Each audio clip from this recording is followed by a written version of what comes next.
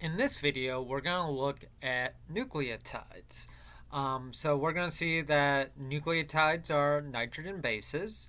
A nucleotide consists of a base, a sugar, and a phosphate group. And we're going to begin to look at DNA and RNA.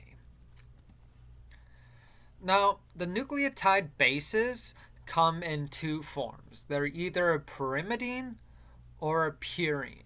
What you can notice though is that they're more or less the same thing, where they're heterocyclic, planar, aromatic, and made out of carbon, nitrogen, hydrogen, and depending on the base, it can also have oxygen as well. Adenine and guanine are your purines, while cytosine, uracil, and thymine are your pyrimidines. DNA contains ATGC, RNA contains AUGC. Now, for this class, it is expected that you will be able to recognize these five nucleotide bases. What I mean by that is if I show you one of these, you should be able to name it. Now, if you see on this table, there are these X's. These X's tell where our nucleotide bases attach to sugar rings. So for pyrimidines, they attach on nitrogen 1, and for purines, they attach on nitrogen 9. Now, the sugar rings I just mentioned, they come in two flavors. They're either deoxyribose or ribose. The only difference between deoxyribose and ribose is that deoxyribose is missing a oxygen at this 2' position. That's why it's called deoxyribose. It looks exactly like ribose, except is missing one oxygen.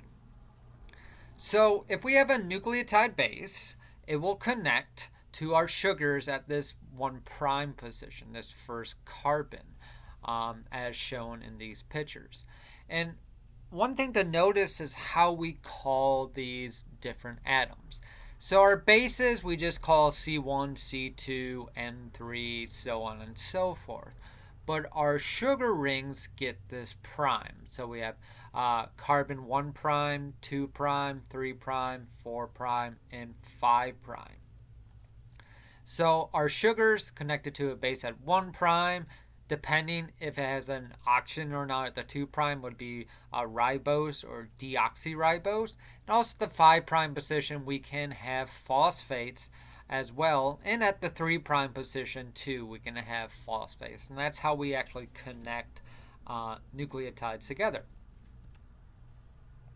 And speaking of phosphates, here I'm showing a picture of probably the best known nucleotide with phosphate, adenosine triphosphate, or ATP, and ADP. So here we have our adenine connected to nitrogen 9 to carbon 1' of ribose. We know this is ribose because of the 2' position here. At the 5' carbon, we have all our phosphates right here. So this is triphosphate because we have 3. This is diphosphate because we have 2. Now, ATP is the main provider of energy for cellular work. Biosynthesis, ion transport, cell movement, so on and so forth. Anything that needs energy will generally, not always, but generally get it through ATP. And what happens is that ATP hydrolyzes, remember that word, hydrolyzes, to ADP. All right.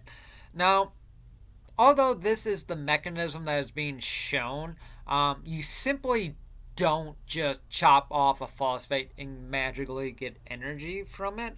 It's more complex than that. So if you take biochemistry 2, we'll actually look at the mechanism for getting energy for this. And inside each one of your cells, you roughly have 5 millimolar of ATP. But throughout a day, you use so much ATP. It's basically your body's weight worth of ATP that is used every single day. So we use a lot of energy. And nucleotides can appear in many different scenarios in the bodies. So we have genetic information, of course, we have energy, and here we have ATP, or rather ADP, participating in a synthesis reaction. So here's our ADP, so two phosphates, again it's ribose, connected to sugar. The sugar is glucose. And this molecule is the first molecule in the synthesis of starch. And we'll also see a similar mechanism in biochemistry too when we look at glycolysis. We'll see ATP and GTP as well there. But that is it for this video, and I will see you in the next video.